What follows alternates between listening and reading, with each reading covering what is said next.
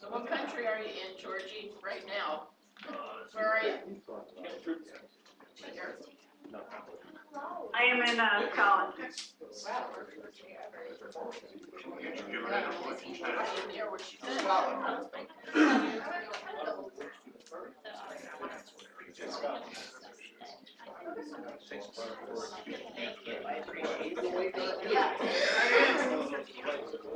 No, it automatically. Well, it's already on actually.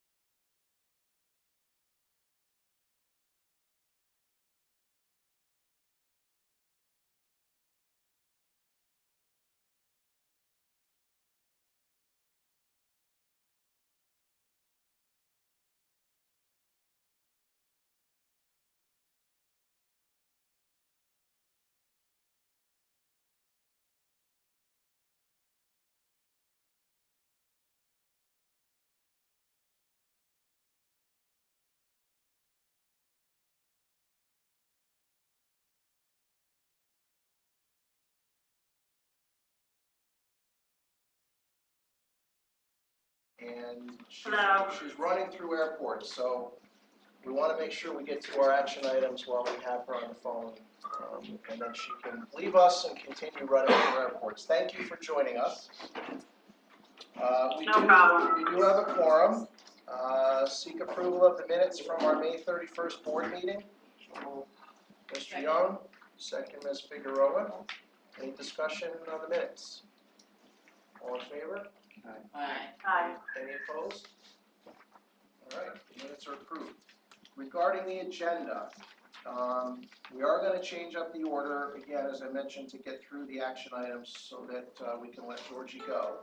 We're going to do Planning and Stakeholder Relations Committee report first, followed by Performance Oversight Committee, both of which have action items in them. Then Audit Committee, then Investment Committee, then Governance Committee. And the other change would be to move the good of the order item to just before the executive session. That way we don't have to ask staff to come back after the executive session if they have other things to do. We did the minutes. Mr. Young and Denise, we did vote, right? Yes. Sorry, I went out of order. We're going to be out of order all day today, I think.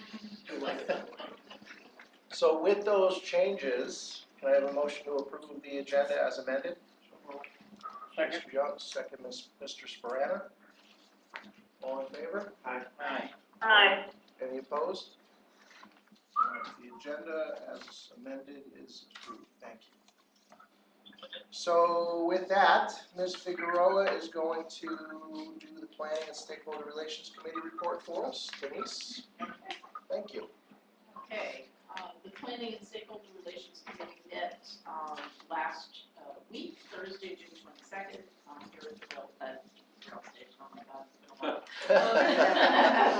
At the authority. Okay. Mike Collins informed the committee of the cash flow needs to pay for capital items like buses. Our capital plan includes $15 million from the New York State for buses. But because of funding delays, we do not have the financial capacity to pay vendors. RFPs were sent to 3 banks we do business with. KeyBank was the only bank to respond with a line of credit option for $10 million. The line of credit provides competitive rates and flexibility to borrow money now and in the future based on upcoming bus procurements. The committee recommended, after we had good discussion on this, we recommended the line of credit option, which is summarized in Mike Collins' bus financing memo. And at this time, the committee recommends approval of a $10 million line of credit with KeyBank. Resolution 48 on page 34. 47, I think, isn't it? Resolution 47? Yes, 48. Okay, all right. On page 34. Yep. So a motion by Mr. Young, authorizing a line of credit for bus financing. Second, Mr. Sparano. Discussion on the resolution. We did have discussion in the committee meeting. There was another option for more permanent financing or conventional financing. Our needs could actually be as much as $15 million, but that need is broken up over 2 time periods for 2 procurements. So we felt that it was more economical in that we can use the line of credit when we actually need the funds and pay them back. So we're only incurring an interest cost for the period of time that we're actually borrowing the money, as opposed to incurring an interest cost for the entire time in a short-term revenue anticipation note. So this made the most sense, and the rates seemed to be competitive, even though we only had the 1 response. It was competitive with the rates on the short-term grants. So And we couldn't take the money out of our self-insured insurance and do it, and then pay ourselves back. there's enough money there potentially, but we'd end up incurring a cost to sell the investments. Some of them are CDs, so Oh, okay. we lose. We'd end up having some cancellation penalties. That was a good thought, though. The other issue was that the line might have to be increased in the event the second line of buses comes in before the state reimburses us First one. for the rest. Yes. And I don't think there'd be a problem with that, because I think KeyBank would certainly understand the issue. For some reason, they seem to be very interested in doing business with CDTA, and that's great for us, Yes. because I don't think anybody else can help with that. Is this because the budget negotiations and the capital and all going home, or is that anything? No, Joe, it's because they haven't issued, the state hasn't issued their request for bonding. Oh, okay. So Yeah, they you know need to what? sell bonds in order to give us the revenue I think that I've they read that, committed yeah. to us. Yeah. So it's just And a they timing combine- issue. It's they not a question of combine whether we're gonna get it. Requests, right? They combine it all into one bond issue. So that's- Yeah, and that's a work in progress, and we anticipate at some point that'll all be finalized, but honestly, we just don't know. So instead of having this sort of up and down, the line of credit allows us to kind of maintain our schedules. Well, the bonding depends a little bit on a complete summary of all the needs and all the different authorities in the state of New York that the state has pledged money to. And the only practical way of doing that kind of a bond issue is to wait till you have a total number. You can't tell the bonding people that you want 100,000 today and another 100,000 2 weeks from now and another $500,000, 3 weeks later, you have to tell them how much you want. And the state is going to delay that bonding request until they have the final number, because they don't want to be paying interest on a bond from this date to the last date of any of the requests. Thank you. Thank you. Any other discussion? I understand. All in favor? Aye. Any opposed? Georgie, Aye. are you a yay or an A or a? I'm a yay. Thank you. Thank you, the resolution passes. All right, just continuing on, the committee also received an update on the bike share from Jonathan Scherzer.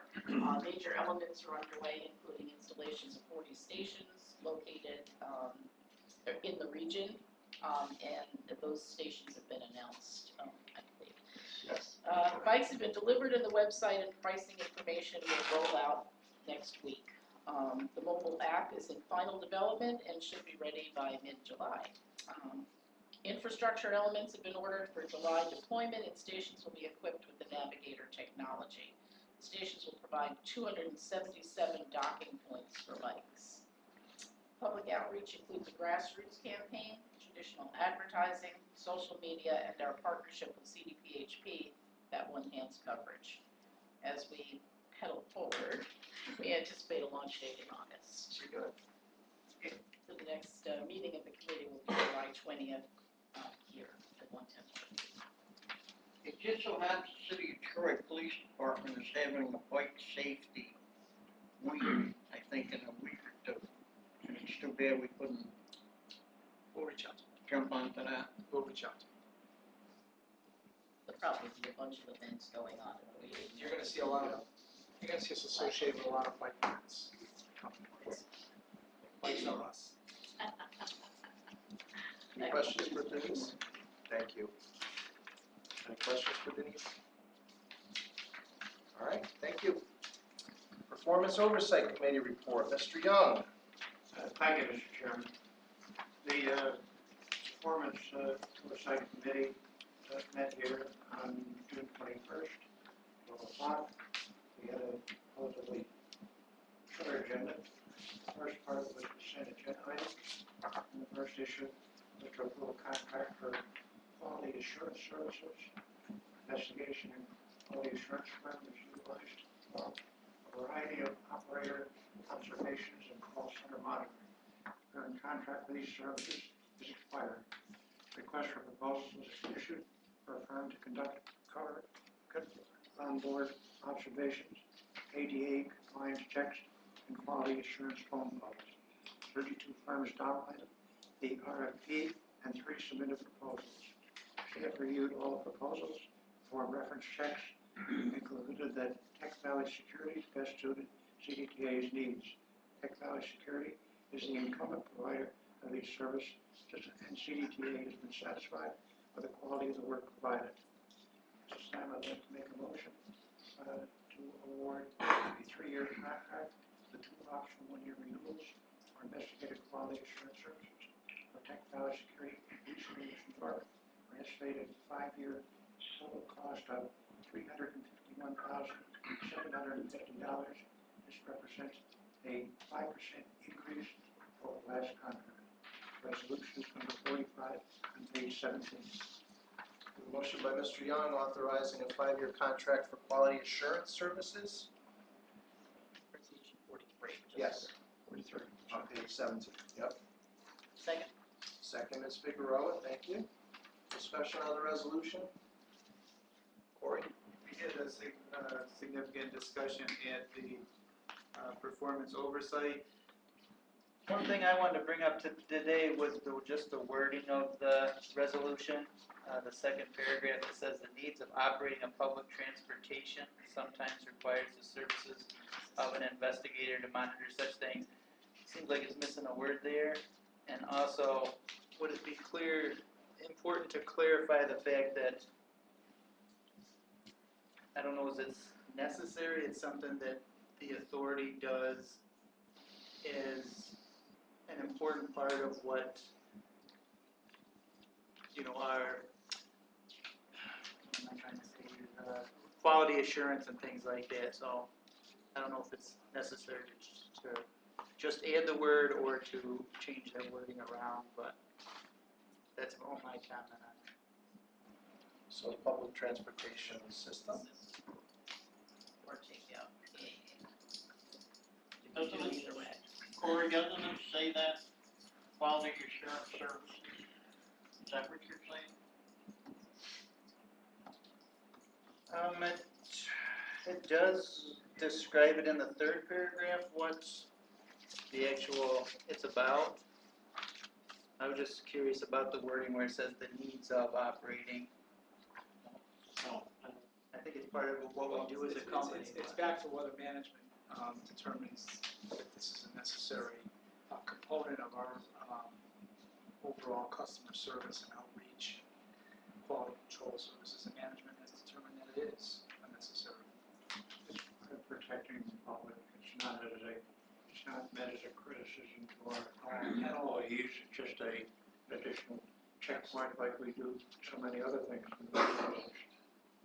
Correct, and it was just the wording that I thought needed to be changed or clarified at least.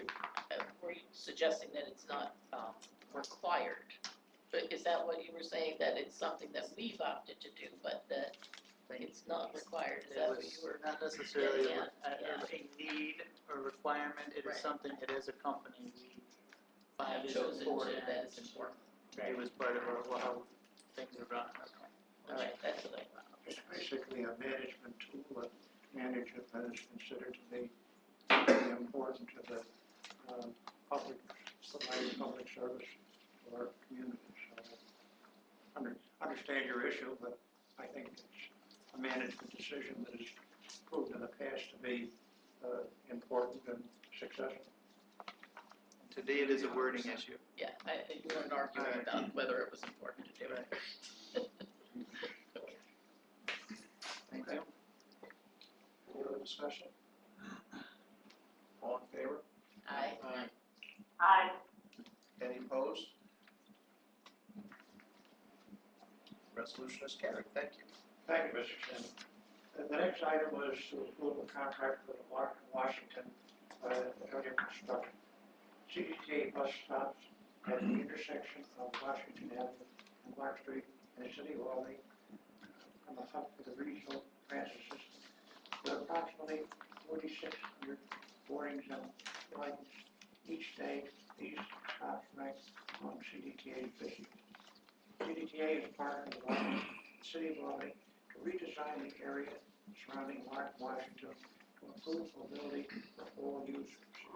Scope of the project includes consolidation of stops, a larger bus shelter, a new specialized pedestrian intersection, a jump lane and sidewalk with curb ADA improvements.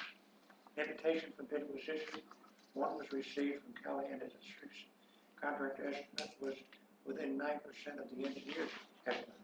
We found it to be a reasonable and line with similar unit cost for other projects they have with us. They have successfully worked with CDTA on the Red Line BRT and the Cross-Gates County BRT stop, and we find them confident to perform the work. Work is scheduled to begin in July and completed in November. At this time, I'd like to make a motion that we award a single source contract to Callahan Industries in the amount of $1,680,000, which includes a 10% contingency for any unforeseen conditions. And the resolution, I believe, is number 44, page 22. It is. Motion by Mr. Young and awarding a single bid contract for Larkin, Washington site improvements to Callahan Industries of Albany, New York. Second. Second. Second, Ms. Figueroa, thank you. Discussion on the resolution? We did have some discussion on this, Mr. Chairman, because this, I think, helps to resolve a somewhat long, lengthy dispute that we've had with some of the people that are live and work and have shops in that particular section of the city. And I think, I hope this has helped resolve those particular concerns, and at the same time has provided a much-needed replacement to a site that is one of our very busiest. And I want to be sure that the situation is such that we don't create problems for the neighbors or problems for our customers. Yeah, I'm sorry. The primary intent here is traffic and pedestrian safety, and to improve that at that intersection, to expand the waiting area and to make it more comfortable and convenient for customers. So it's part of really a traffic and pedestrian safety project, and it fits within the BRT corridor. It's really step one or step two of the Washington Festival. Well, I do think it also does improve, as you said, it does improve the Central Avenue 5 corridor at one of its principal stopping points, or starting points. Imagine that's a starting point for many of our plans. It is. Mark? A couple questions, comments. I understand the outbound, westbound stop will be near the library. Is there going to be comparable inbound, eastbound stop, or will that stay where it is? There are stops, Chris, you remember off the top of your head, there's a stop directly across the street. Yep, it's consolidating, I forget the name of the intersection, stop directly to the east of that, and then next intersection. And I understand there'll be a street crossing mid-block signal. Correct, yes. And as far as I know, the only such signal on the planet Earth that actually works is one a couple of blocks west of there on Central Avenue, which works very promptly west of Henry Johnson Boulevard. So the same technology is used there. It will be highly effective. It'll be the second. Number two. And then the third quick comment for the, assuming it remains a 905 stop, they have those red stripe obelisks. A lot of them are sort of upwind of the stop and block the view of the buses in some cases. The one, I was just there en route here, and that one is set sufficiently in from the curb so it doesn't obstruct, but that is an issue, especially in bad weather, so I hope that will be included in the design. We're looking at all of them as part of an upgrade. They've been out there now for several years, and they need to be refreshed, and the locations will also be reviewed, Mark. One of the problems though is limited, I use the term generically, limited right of way in which we can maneuver. So oftentimes that decision is sort of a compromise between customer traffic safety and our ability in a very small footprint. For example, at Quail, that footprint, we're using literally every inch of that footprint. So we have limited ability, but we are reviewing all of those as part of our. Thank you. All in favor? Aye. Any opposed? Aye. Thank you. Resolution's carried, thank you. I have to, You're gonna recuse? Okay. Mr. Sporana recuses. Abstained.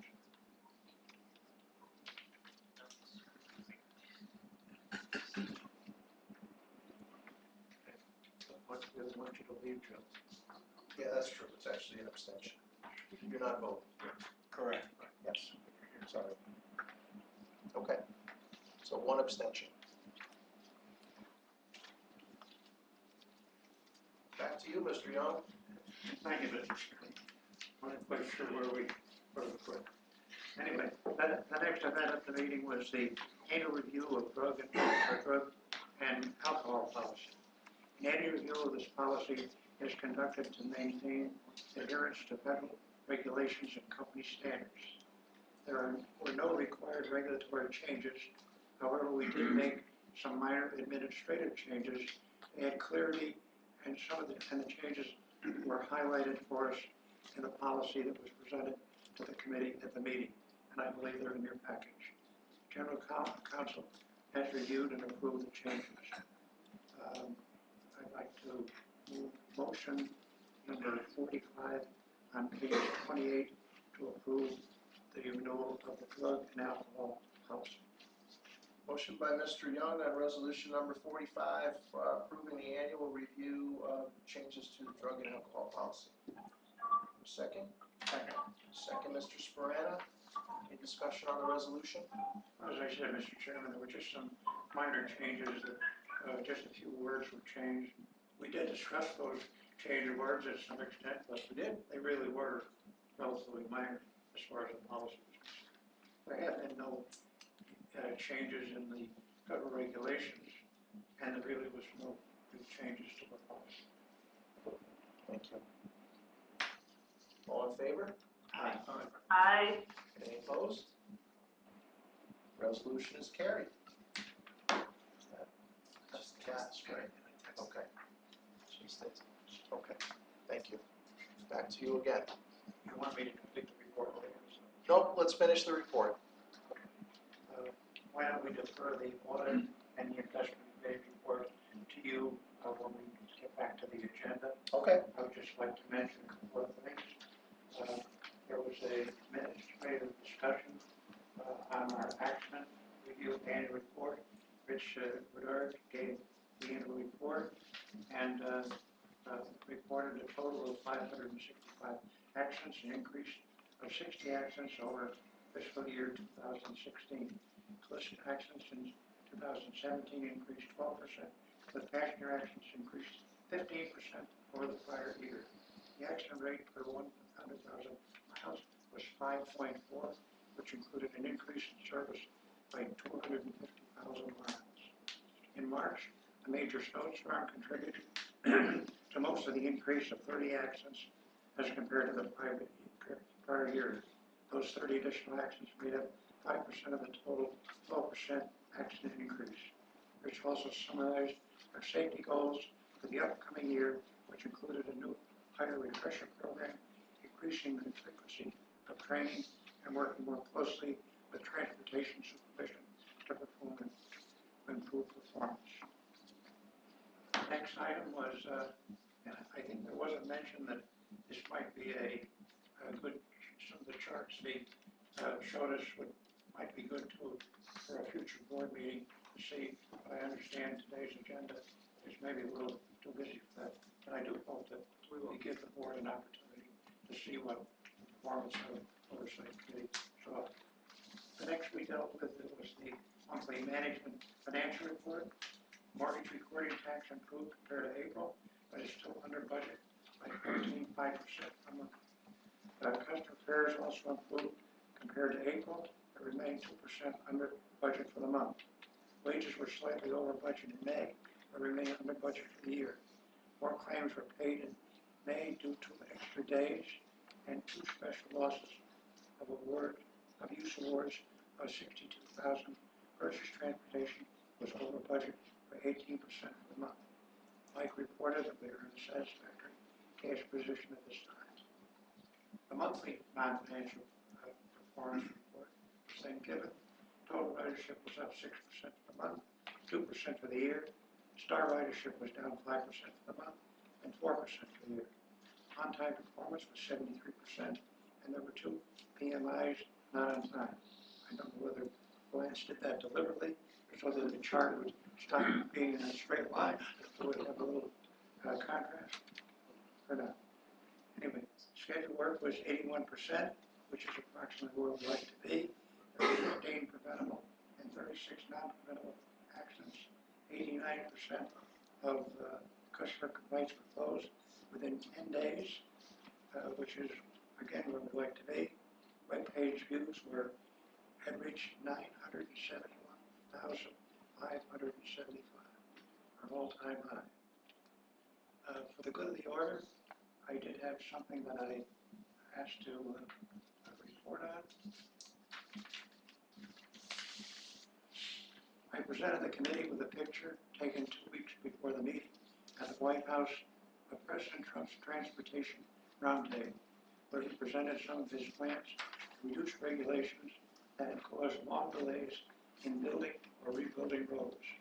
Secretary of Transportation Chow was seated at his right, and my son-in-law, Louis Wydlick, was seated at his left, which is the Executive Director of the United States Federal Highways, and has the highest non-political transportation person in the United States, and is presently serving as the acting number 2 United States transportation person until a political person is approved by the U.S. Senate. That concludes my remarks. Thank you, Mr. Young. Questions for Art? Mark? I don't know whether Art has the number, but indicates that the accident rate per 100,000 miles was 5.4, which reflected an increase in service, but there's no indication whether that 5.4 per 100,000 miles is up, down, or sideways. That's in the first paragraph. Which was it compared to last year? Yeah. Minor. 4.9. That answer your question? All right, we're now going to go back to the beginning of the agenda as it was originally printed, so we can do the recognitions. First up, we have our bus operator rodeo winners.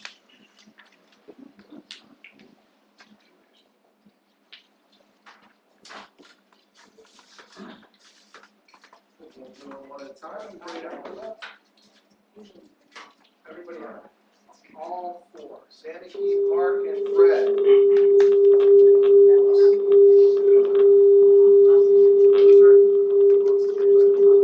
I think George is gone.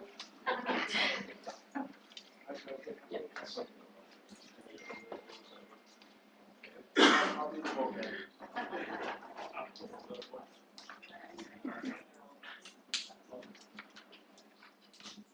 All right, so our rodeo competitions are among our most highly anticipated CDTA events of the year.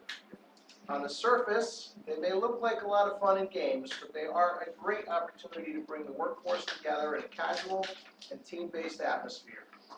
The 32nd annual rodeo had more than 30 bus operators competing for the championship title. Participants represent the best of our workforce. They are pre-qualified in terms of their operating record, attendance, and customer service background. Once at the event, they have to navigate a rigid course that consists of 13 different driving challenges that simulate real-life situations. This year, the Schenectady division made a clean sweep, knocking Albany out of the top spot and reclaiming their first place title. Driving his way to the win, Schenectady operator Sammy Sammy. Sammy has been an operator with us for 9 years. He has been working hard to make this dream a reality. To say that Sammy was excited about winning this year's rodeo is an understatement. Anyone who was there knows tears of joy were streaming down his face. Congratulations.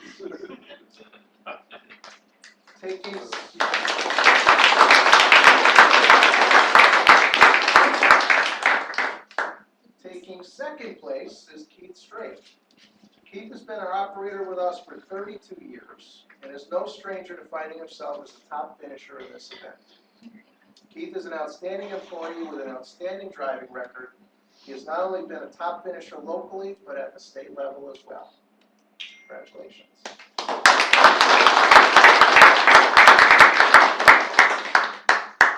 Rounding out the top 3 was Schenectady operator Mark Hitchman, who has worked at CDTA for 23 years. Mark is a model employee, always showing up to work, bringing a positive attitude, and providing the best customer service experience possible.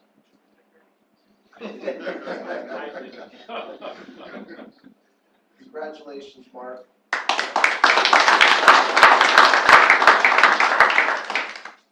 Our rookie winner this year is Albany operator Fred Brooks. Fred has been with us at CDTA for just over a year. We're expecting fierce competition from him next year at next year's rodeo. Congratulations, Fred.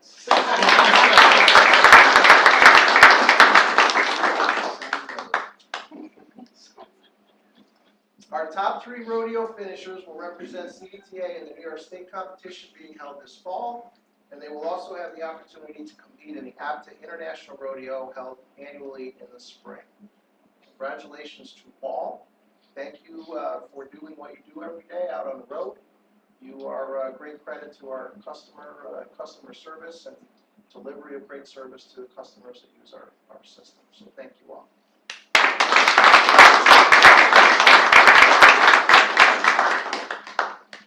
And I must say, you've given our board member from Schenectady the biggest swelled head on the board. That's right.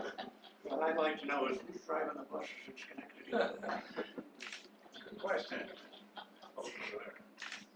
Future rodeo winners.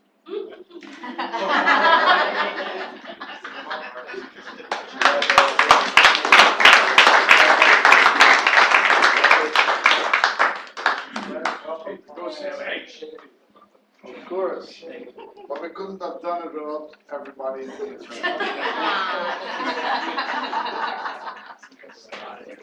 Ready? Let's go. Now go drive. Back to work, guys. I know. My pleasure.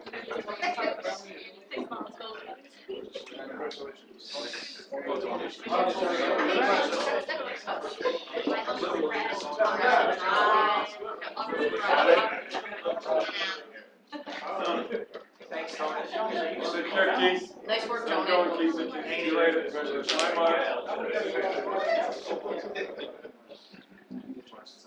I have to. Yeah, like, Next up is Jeff Van Franken, a dispatch supervisor with 30 years of service.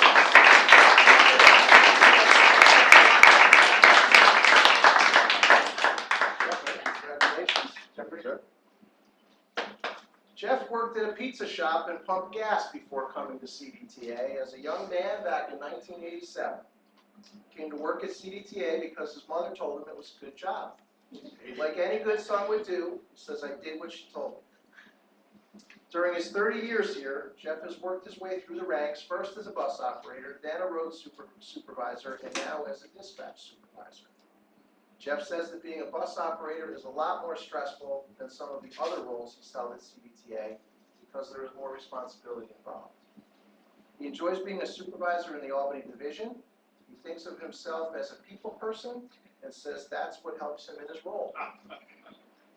Jeff says keeping up with the service changes, including new routes, new buses, and new people, keeps him on top of his game. He says he doesn't have a lot of needs, just to spend time with his wife and grandkids.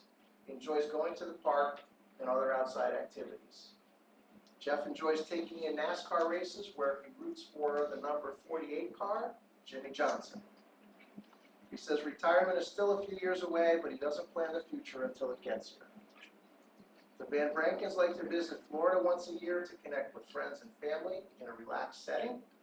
Congratulations, Jeff, on your 30 years of service.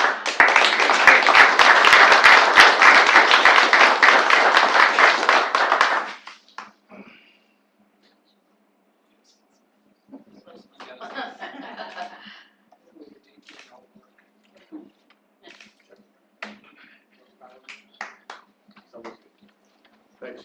Thank you. Take care, Jeff.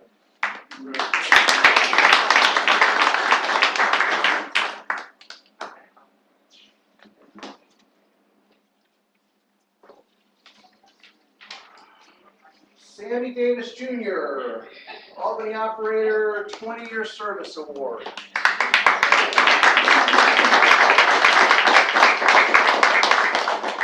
How are you?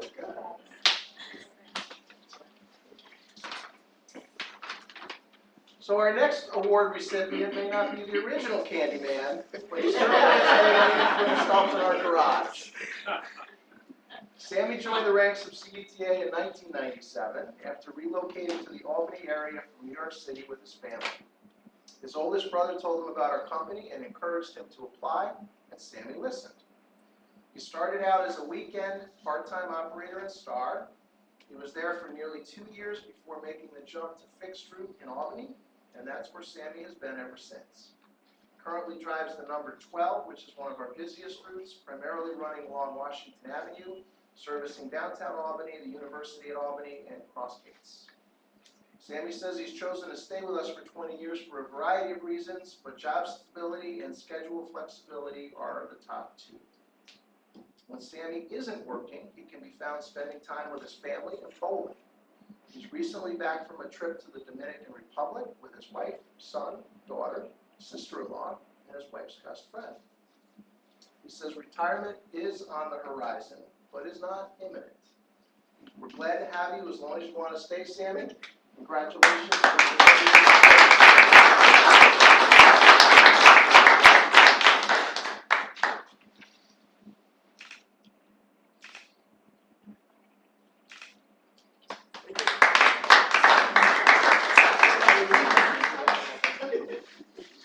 Thank you. Thank you.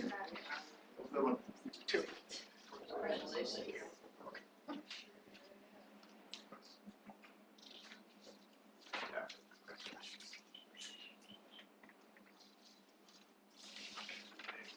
Brian Green, 20 years of service, assistant superintendent.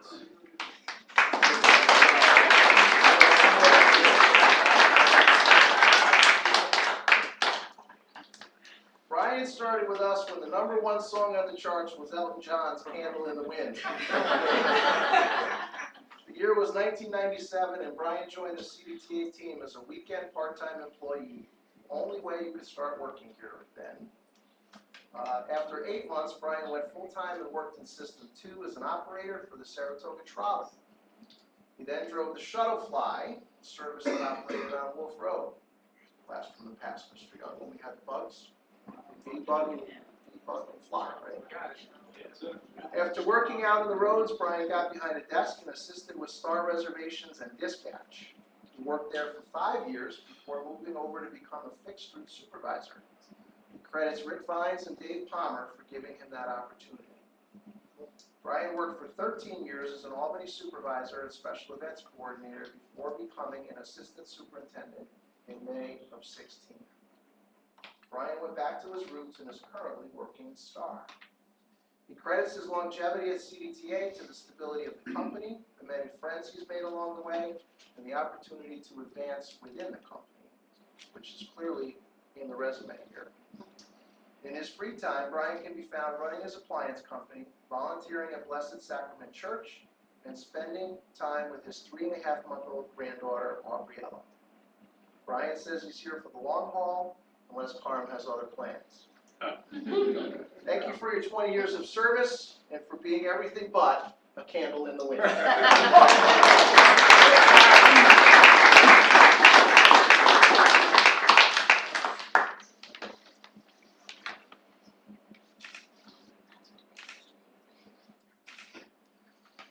Thank you. Thank you. Here you go, Brian.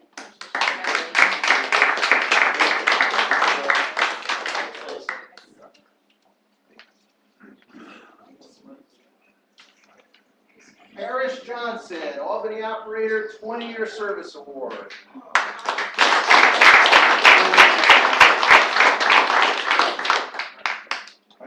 Good, congratulations.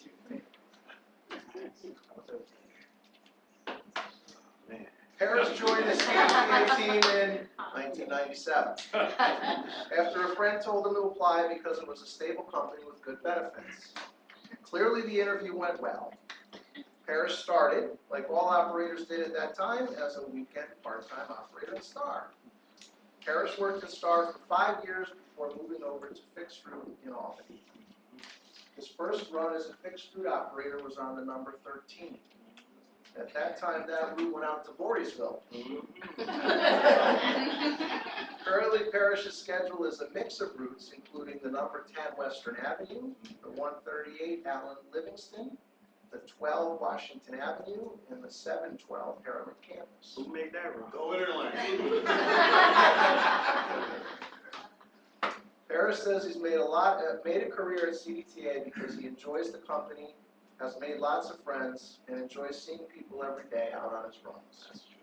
When he's not working, he can be found spending time with his family, especially his newest addition, his daughter Samala, who just turned 1.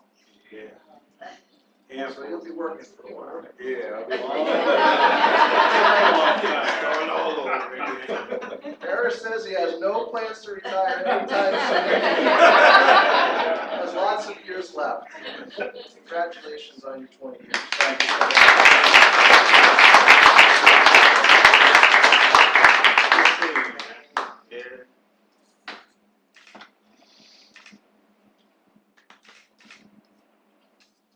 All right. Gentlemen, have a good day. Thank you.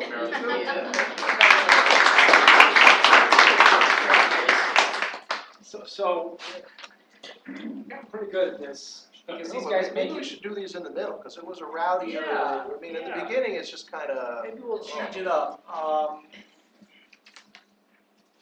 You know, but it's a mix of guys. You know, you've got top flight bus operators who, you just look at them, you know they do the job well. And you got Jeff Van Franken, who, let me translate what Jeff does now. Basically, Jeff runs the window in the afternoon. Basically, what his job is to make sure that the work we promise to get out gets out. You all know some of the issues that we've talked about over the last year or two or three, where our head count may not be where we want it to be. Well, Jeff has to find a way to get the service out when he doesn't have the heads necessary to do it. He is expert at that. Not only does he do that, but he sets up the evening and the next morning. So if Jeff has a good afternoon, we're likely to have a good evening and a good morning. If Jeff has a bad afternoon, we're likely not to have a good morning. So he is a planner extraordinaire. And then last but certainly not least, Brian Green. And a lot of you have seen Brian over the years because he's had so many different hats on. But he is really an example of what we are talking about in our organizational development process. Like, you know, a person who has basically seen every job and conquered it and moved on, you know, to a new job with more responsibility. I can tell you that the last 6 months for Brian have been, you know, rough as he sort of transitions to the management role from, you know, a different role where he not necessarily was, or where he was friends with him. So it's been tough. And last but not least, one of Jeff's primary responsibilities is to be my eagle eye.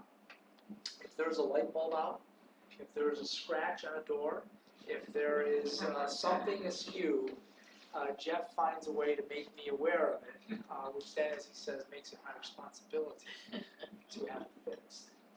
So I pester the facilities guys.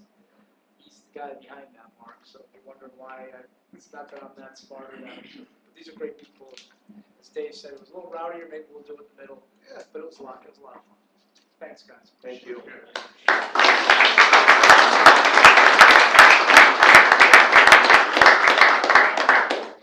would just like to add, if I could, Mr. Chairman, I had the distinct pleasure of riding with Brian in his supervisory capacity, and I can't tell you how much knowledge I actually picked up from him during those few hours that I spent with him riding in his car as a CDTA supervisor. What's the address?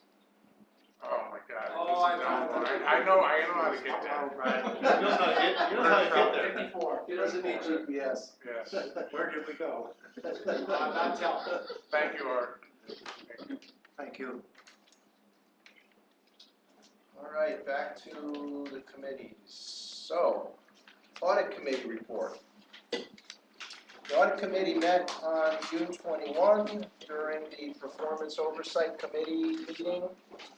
Sarah Matrose gave the internal audit monthly report. Her work included completion of the accounts receivable audit, progress on the armored car review, Davis-Bacon follow-up, and several other internal reviews. The committee has accepted Sarah's report. Sarah also presented the accounts receivable audit report, which focused primarily on fair media and collected rents and their surrounding controls. The audit validated documentation levels, ensured that payments were received and deposited in a timely manner, accounts were monitored and reconciled in a timely manner, and appropriate access controls were in place. The overall control environment is adequate and no material instances of noncompliance were found. Several opportunities for additional improvements were noted, and the committee accepted the report. Any questions for our audit committee? The investment committee actually met today. Mike, Phil, myself, and Bob Hennis from Johnson Illington Advisors met to review the investments that were maturing in the months later this month, this week, as well as into July and August. And Bob made recommendations on how to reinvest those monies after Mike gave his review on what our needs were to reimburse the authority, so that we knew how much we had to reinvest in each of the different investment pots. Essentially, we're going to be looking to invest the monies in the different funds over a 6-month to 1-year period. In one case, possibly as far out as 18 months. And we're looking at rates on the 6-month end that'll probably be in the 1% range, and then 1.5% more so on a 1-year vehicle. So we'll have a report that we will get out to the board, a written report after today. That concludes the investment committee reports. Governance committee. The governance committee met on Thursday, June 22nd here at 110 Watervliet Ave. Nick Antonucci provided us with an update regarding the end of session. Nick was on a conference call because the session had just finished early in the morning, the day of our committee meeting. After many hours, the assembly said their last day would be the following day. There has been a battle over mayoral control of schools in New York City, which has delayed other issues. As we now know, the session ended with no resolution on mayoral control, but I believe they're back today for a session that the governor called for this and other issues. There is a good deal left on the table, including sales tax extenders for local government, healthcare issues, and other matters. Nick advised that the assembly may be back between now and the end of the year.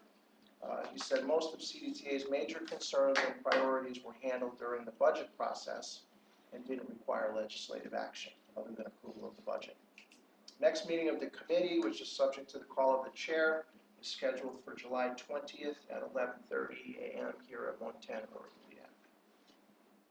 Questions for governance? Did you say the governor called it back? Yes. Yes, I did. Anything else? Thank you. I think that moves us to the Chief Executive Officer's report, Mr. Basile. That's me, Mr. Sacro. My report is in your packet. I'll give you a couple of highlights from the report. As we've heard in committee reports, it's hard to believe. We're entering summer, and a quarter of the fiscal year is already behind us. And our results, I think, speak for themselves. They continue to be outstanding, whether it be ridership or financial stewardship, advocacy, new programs, new services, positioning work. Everything continues to move along thanks to the work of the people around the table, people in the room, and the people we just met. It really is a collective team process. None of us do anything alone. I'm proud every day to work here. We've talked for some time about a downtowner concept and introducing that to the region. In the last several weeks, we've introduced two. Actually, Dave Stackrow has been our spokesperson at both of them. In Albany, the Capital City Shuttle has been operational for a couple of weeks. A great team of stakeholders and financial partners who are helping to subsidize that. And in Schenectady, a really enthusiastic group of people helped us to kick off the Electric City Trolley last week. Both events were great. It's great to see the enthusiasm surrounding it and the partnerships that we've built with different people who are willing to step forward and really be part of the CDTA team. I think we've come a long way in that regard. It used to be, and Dave and I and Art repeat this over and over again, we were usually the last call, so oftentimes the forgotten call. No longer is that the case. We really have done a great job, and it's, again, the collective efforts of our outreach team. I have my personal bike that I've arm wrestled away from Lauren Bailey, keeping the first bike here in the boardroom for everybody to see, but we're ready.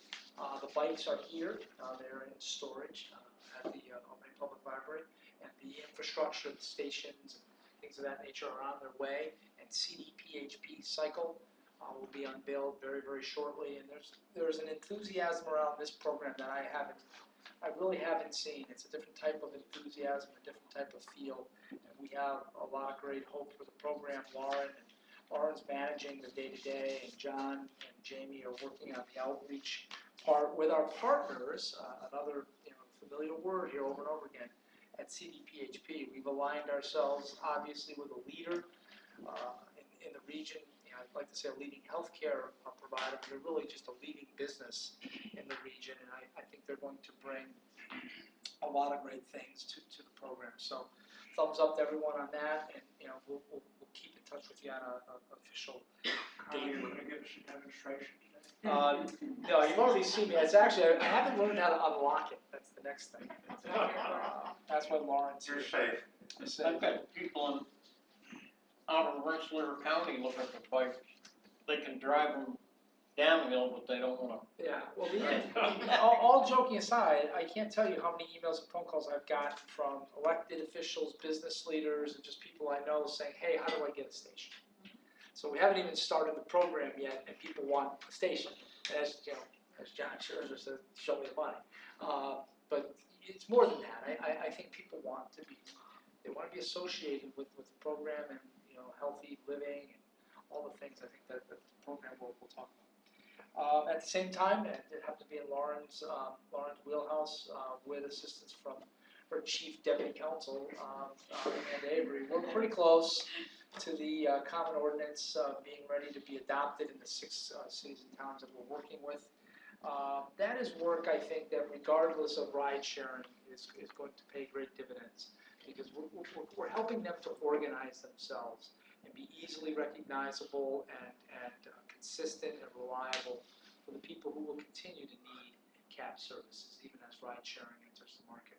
Our view on ride sharing, Uber and Lyft, is that we're proponents. We see it as another tool in the mobility toolbox, and we're anxious to see them succeed. I'm sure they will succeed starting tomorrow, I believe. So if you don't have the app on your phone, get it done and give it a try. Carl, will the share riding people be required to follow the same rules as the rest of the taxi business? No. And I think maybe we'll leave it at that, right, Denise? No, they will not. It's still a source. I think it's a source of continued discussion at the Capitol, but the rules and regulations are a little bit different for those drivers. Will we be able to have any say in that discussion? So we'll leave that one there. On the technology front, we're pretty close on Navigator to have full deployment. The last part of the customer-facing segment of the project is the mobile payment application. That is now in piloting with a small group of customers. If you remember what we did with the smart card, we started with a small group, and then we just, as it was successful, we slowly expanded it, and it went from pilot to full-scale operation, sort of without even knowing it. So we're planning on the same sort of transition, but so far so good. And once that's live and fully functional, we will essentially, there's some back of the house things that needs to be worked out, but essentially the project will be complete. It's been a long, hard road for the staff here. We've got about a half a dozen people who have been, nose to the grindstone on that. And Tom Lucas has really led the way, sort of just keeping everything on track with the contractor. This is a multi-million-dollar project, as you recall, close to $10 million. And I think at the end of the day, it's well worth it. I couldn't make this report without really one of my favorite events of the year. Once a year, we invite all of our retirees to come back and have lunch. Very informal, over at the Italian American Center on Washington Avenue. There's about 270 or so retired CDTA employees who are still with us. We had a little over 125 show up, which is a great show.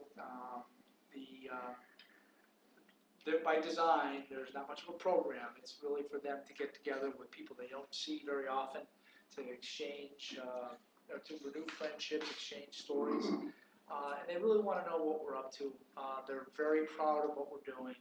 They're very proud to be associated with CDTA. I get countless cards and emails and notes before and after it, from people who couldn't make it, from people who were there, people wanted pictures sent to them. It's just, the foundation of our company are really the people who have worked here prior. They are the ones who laid the foundation. It's up to guys like me and guys and gals in the room to build on that. And, it's just great. As long as I'm here, that will be an annual event. I'll find a way. We have to pay for it ourselves. 45-year history of the company is on display. And a lot of us will be in that crowd, right, Rick, at some point? Work on the membrane replacement continues. It's a construction site. We're doing our best to keep it organized and clean and dust-free and noise-free. And I think, Mark and his guys are doing a great job. The contractor is doing good work. We're trying to get people to go downstairs and use that entry point. Habits are hard to change. I've talked with Dan Dwyer a couple times, Mayor of Remsler, and he's trying to get the word out to the neighbors. It's a residential area across the street, to just in advance apologize for any disruption. But so far so good. Weather's not been great, not been cooperative. So I'd love to tell you we're ahead of schedule, but we're not. I don't think we're terribly behind, but we're certainly not ahead of schedule. So pray for sun. It's really helpful to us. The key performance indicators, I think, were covered adequately in the committee report, so I won't rehash that. I'm just about through with the elected meetings. Pretty much 2 or 3 a week. Maybe a handful left, right, Kath? I met with Mayor Morris in Cohoes yesterday, which is always entertaining. The mayor is an interesting guy, but boy, has he done a great job. If you ever have some time to look around the city of Cohoes, especially downtown, there's a noticeable change going on. But that's true in a lot of our communities. We spent time in downtown Schenectady, which looks nothing like downtown Schenectady looked like 5 years ago, 10 years ago. City of Troy, same thing. And pockets in Albany are really prospering. So it's great to meet with the electeds and to learn more about what they're doing. Dave and Chris Desney and Mike Collins, I had a meeting down in Washington with Senator Schumer's transportation people earlier in the month. They're with us. We went through the Small Starts program in detail, and they are confident that it will continue. In the last month, our blue line, our river corridor was rated. That's a good thing. Now the project is actually in the federal hopper and can now be latched onto for funding. So it gives the senator and his staff and Senator Joe Rand and our congressional delegation a project to latch onto. So it's there. There may be others ahead of it, but it's real. And now the Washington Western project will then move into the next couple of steps as well. So I think that was time well spent. We also got a chance to see John Fassel, albeit brief. We'll cycle back to John at a later date to spend more time with him. Carm, I would like to join you when you talk with John. I have some things that I would like to review with him. Basically, the accounting situation. Yep. Yep. Likely, well, it probably won't happen until after any healthcare vote. Well, I understand it. I know he has an interest in the, and does understand the importance of the issue. He does. Yep, he does. And we'll do that. If you weren't sick of Real Men Wear Pink from last year, get ready again. Jamie has signed us up. I am one of 15 participants this year, so my wife Sheila is searching for pink suits, and pink shirts, and pink ties. I will be pinkified for the month of October, but it's great. Our employees really like it, and Jamie likes it too, and she's energetic and it raises a lot of money for the American Cancer Society, which is really what it's all about. I'm getting this mental image of Rick Vaughn's in a pink tutu. You must be dreaming. That could happen. I know. It's a figment of your imagination. Just, There are a lot of other things that I'll leave for you to read. Some final notes and thoughts, but I don't want to steal anybody's. Questions for Carmen? Okay. So we're gonna do announcements before I turn this over to Mr. Young for his, good of the order, because I'm not gonna let him beat me to the punch here. We have 2 board members who will be leaving us, after today. Mr. Miller wasn't able to attend the board meeting today because he's presiding over a trial. But Norm has been replaced with a new Schenectady County member, and the vacancy from what previously was held by Henry DeLegge in Schenectady County, that seat has also been filled. So we'll have 2 new board members from Schenectady County beginning with July, and Mr. Young has been replaced with a new member from Albany County. Norm isn't here to hear this, but you know, we all extend our appreciation and thanks to Norm for his 11 years of service. Norm came to the board in 2006. He was a great contributor. His background in business and executive training was helpful to us at this table as far as board governance and our relationships with our executive team and our executive director, CEO. Norm chaired the Planning and Stakeholder Relations Committee for the last couple of years, and he enjoyed that charge and worked with Mike on that and did a phenomenal job in making sure that the things that the authority is working to, you know, progress through were things that the board was informed on and involved in making those decisions. So, you know, my sincere thanks to Norm, great board member, great person, and we will miss him. Mr. Young leaves us with twice that experience. Art and I joined the board in October of 1995. So it's been 22 years, and it's a pretty rare air that a 22-year board member walks out of this room. I did make a few notes to kind of put into context some of the timing of what we've seen in the time Mr. Young's been on the board. And there's no way that this is a complete list because, quite frankly, I couldn't put together a complete list. I'm not sure any of us could. But when Mr. Young arrived, Swiper was about a year old as our fare payment system. That was our big automation factor at the time. Mr. Young leaves with Navigator, which is a smart card payment fare feature, and again, much more current than where we were 22 years ago. When he arrived, we paid fares with cash and tokens. We no longer have tokens, and he leaves with a tap-and-go fare payment system. He arrived with buses that required people to walk up steps before they could board them, and he leaves with a complete fixed route system of low-floor buses. He arrived with our PMIs being done on a time basis, and leaves with our PMIs being done on a distance basis, which seems to make a whole lot more sense. How to get that in there, Lance?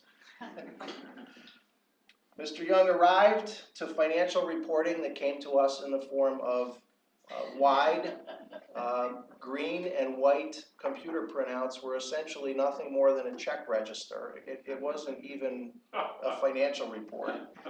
And leaves with a fully functioning and accurate monthly financial reporting system that we rely on a monthly basis to make sure that we're staying on track with our budget. And Art was a big leader in making sure that we got up to date quickly in that area. So a lot of changes in finance have occurred, and a lot of those have been under Mr. Young's watch. Art was very instrumental in the board governance overhaul and very supportive of that, though not a great fan of Doug Eady. Supportive of the process, but not necessarily Doug. And in that regard, Mr. Young was the first and longtime chair of the newly created Performance Oversight Committee. He was a longtime chair of the Investment Committee, and later on, when we added an Audit Committee, Mr. Young also chaired the Audit Committee. For his entire 22 years on this board, Mr. Young was our corporate treasurer. And I remember the day that Dennis Fitzgerald called me to tell me that the chair at the time had asked if I would be the board secretary. And I said, you know, I'm a CPA, I'm a business guy, I think I'd be more appropriate in the treasurer role. And Dennis very politely said, thanks, Dave, but that role's been selected, and we think you'd be better serving in the secretary role.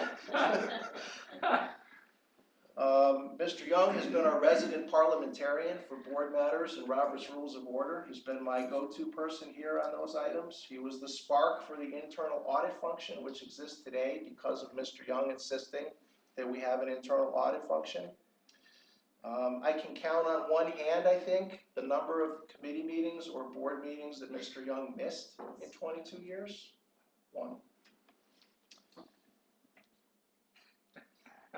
And on a personal note, it's truly been a pleasure. Art has been a great resource to me as I've been the board chair, but as a board member. As we've gone through difficult times, I specifically remember conversations during the construction of the Rensselaer Rail Station. He was a great source for me to be able to talk to and get know that I had some support when at times it didn't seem that there was a whole lot of support, especially when we picked up the paper every day and read that we were 2 years late and $19 million over budget. So it's been great to serve with you, Mr. Young. There's no question that the progress that we've made in 22 years is in large part due to your service on this board. And I can't thank you enough. Well, thank you, Dave. I prepared a few remarks that I thought might be appropriate. I'm not sure how appropriate they are after what you just said, but I'll bore you with reading them anyway, which is my usual style. Thank you, Mr. Chairman, and again, good afternoon, everyone. I would like to take this opportunity to tell you how very much I have enjoyed working with all of you, our CDTA management team, and your predecessors. During these 22 years as a CDTA director, I have devoted countless hours in research, travel, and meetings for our organization, and I believe somewhat may have helped in building what started out from the old Albany trolley car traction company into the outstanding Capital District Regional Transportation Organization that it is today. I sincerely hope that my 50 years of banking and organizational management background has somewhat helped with our CDTA successes. We now own a modern fleet of buses, safe for both the general public and our handicapped clients, an up-to-date website for our public. Our new CDTA navigator system is second to none in the country. 2 railroad stations with no debt, an outstanding financial division, an internal audit program that benefits our department's management, a self-insured workman's compensation program for the benefit of our employees. Lance has created a best in the country maintenance division. Chris has created an outstanding information center. Fred has brought some great new ideas to our transportation division, and the list could go on and on. Our Rensselaer Railroad Station was the first new railroad station built in the United States in over 50 years. And I will always be proud that my name is included on the station's first floor plaque, as is Dave's. I think everybody else is gone. Well, gone from the board. From the board. Yeah. Well, some of them are gone. However, I do have one word of caution, and I'm sure this is for Joe mostly. The Gansby 45 will in 2019 create a potential debt ratio for CDTA of about 70% by our being required to carry the lifetime post-employment benefits of our retirees and our balance sheet instead of as a footnote as it was in the past to the financial statement. This number added to Detroit's other financial and civic issues and prevented the city from doing a financial restructure and forced a bankruptcy, resulting in a retirement pay reduction to their thousands of retirees. I can only suggest great care for future CDTA debt. I don't envision that you'll contract any of the other civic problems that the city of Detroit had, which involve all kinds of legalistic things.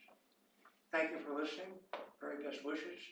I will sincerely miss this long-time relationship with CDTA, its management, and its employees. I thank you all.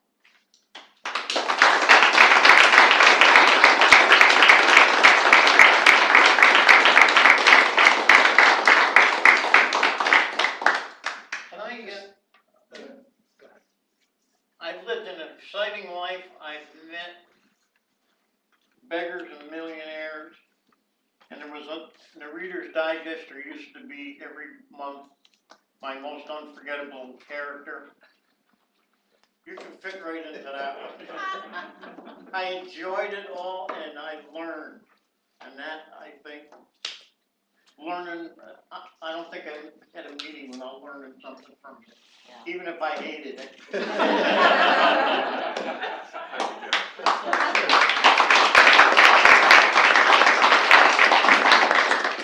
I really do need to just echo, well, not all of what Joe said,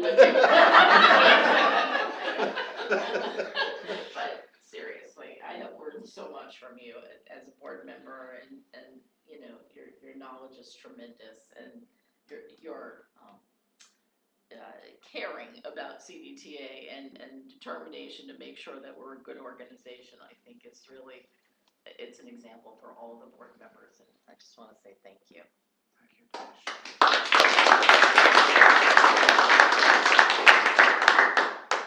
Well, luckily, I can keep this short because everyone else, I think, covered a lot of details. But you know, I'm sort of in the middle. I'm the guy who gets the notifications. I'm the first. I see this stuff in the governor's office. I see things that are right, things that are wrong. But last week, I got a notification that Norm and Art had been replaced as members. Terms had expired a long time ago, as have many members here. And this is really part of a natural change process. At least that's what I keep telling myself. That's how I sort of rectify this in my mind. It's part of the natural change process. We all move to another stage in our life. But it's not often that you come across two people of their caliber, Norm and Art, professionally and personally. Dave has gone through the accomplishments of Art, especially Art, in the last 22 years. What he didn't say is, as of this minute, Dave and Art, the two longest serving board members in the history of the company. And it's not even close. So when Art leaves us, Dave will automatically become the longest serving member in the history of the company. The Performance Oversight Committee is really Art Young's. For as much as I won't use the words that he used when he was describing Doug Eady to me. But in spite of the fact that Art had fundamental philosophical difficulties with Art, he embraced the concept and I think made the Performance Oversight Committee what it is today. It's the committee that looks back and is the check and balance on everything that we do. You always knew where you stood with Art. You always knew where you stood with an issue that was coming through Performance Oversight. Chris, I spent 10 years writing those reports with Art, so I know. You transitioned to Tom Owens and others, but Art had a certain way that he wanted to make those reports, and made it clear to me that this is how it was going to happen. It was always done professionally and courteously, but I knew how it was going to be done.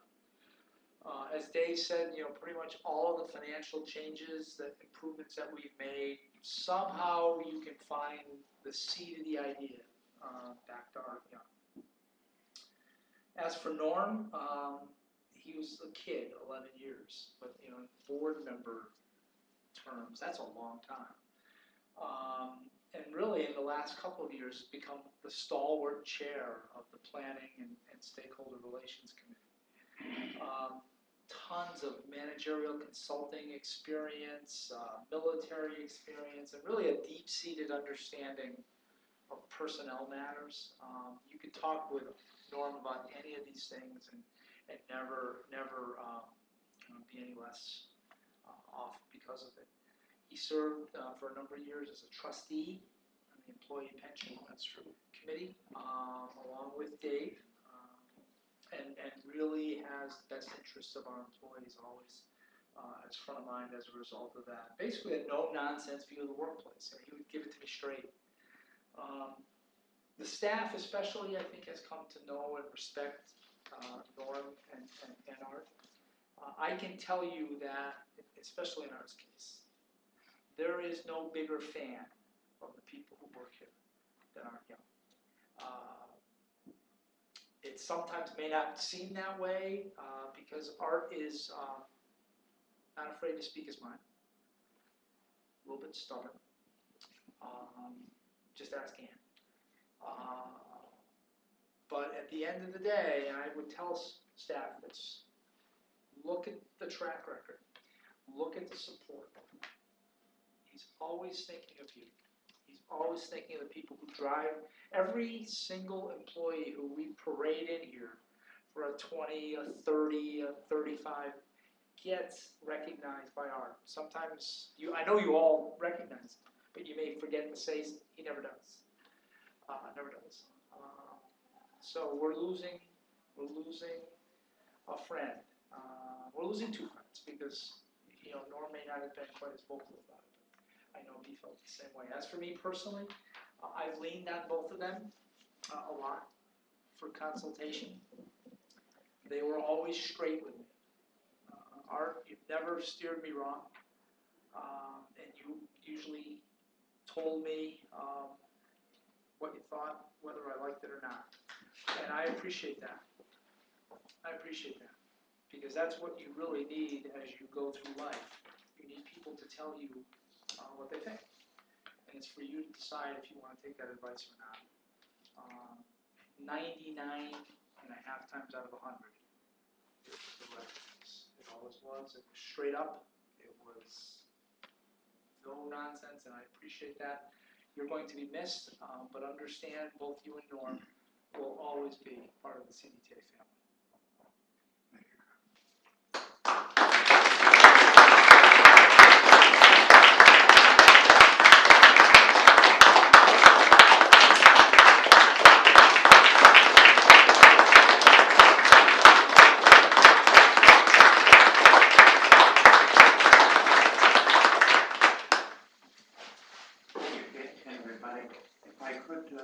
Give you just one little anecdote. Your standing ovation just had to remind me of something.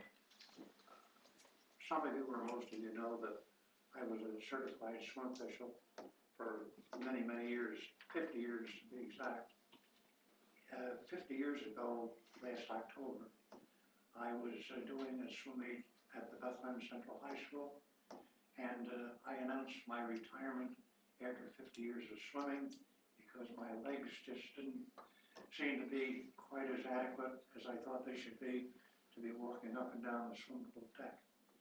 And during that period of time, I had the pleasure of presiding and officiating at 50 Olympic trials, at 2 international meets, at 19 national meets, and I can't tell you how many hundreds of high school, college, YMCA, and age group meets. But the neat thing about it was that 50 years from that day, I had done my first swimming at Bethlehem High School as a timer. And I only got to be official because I was getting wet by those kids splashing me as they come in to do the block turn. I see these guys walking up and down the weights and say, boy, that's a better position to see the meet. And that started my 50-year career in swimming. I got a standing ovation from the girls, both the girls' swim teams and the audience at the swim pool, which your ovation just sort of reminded me of that fairly recent event, which I also will remember for a long time. Thank you again, everybody.